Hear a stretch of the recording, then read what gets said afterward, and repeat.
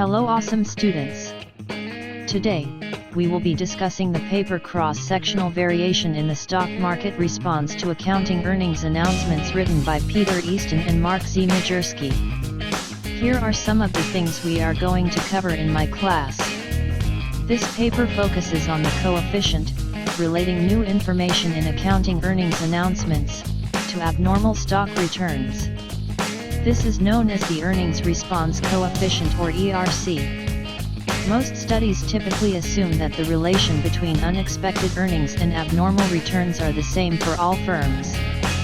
However, this paper provides evidence that the E.R.C. vary cross-sectionally and in a predictable manner. Let's take Philips for example. Last week, analysts revised their advices regarding Philips stock prices from recommended to not recommended.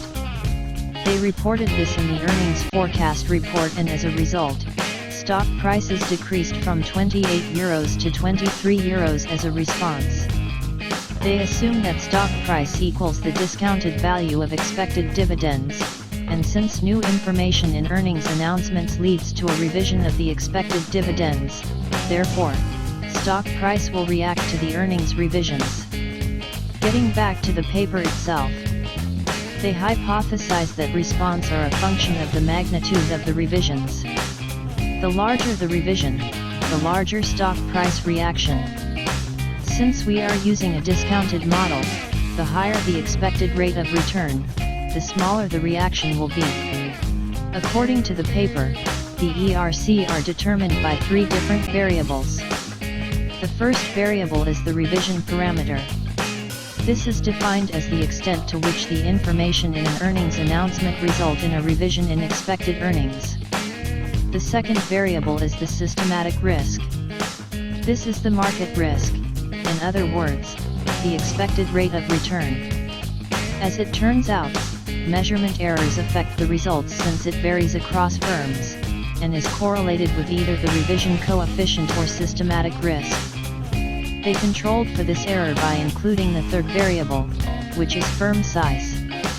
They include this variable under the assumption that unexpected earnings measures for larger firms have more error than those of small firms.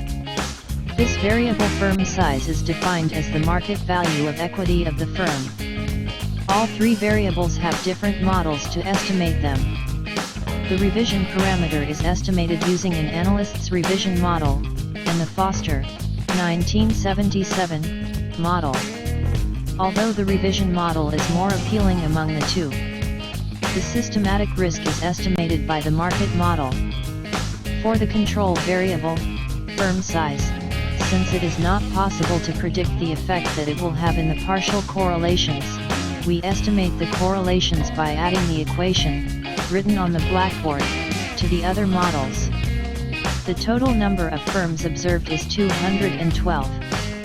But for them to be used in this study, they had to satisfy 8 criteria and have a complete data for 20 quarters.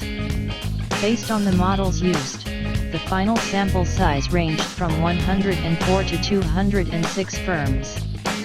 After testing all partial correlations, the results in the paper indicate predictable cross-sectional variation in E.R.C.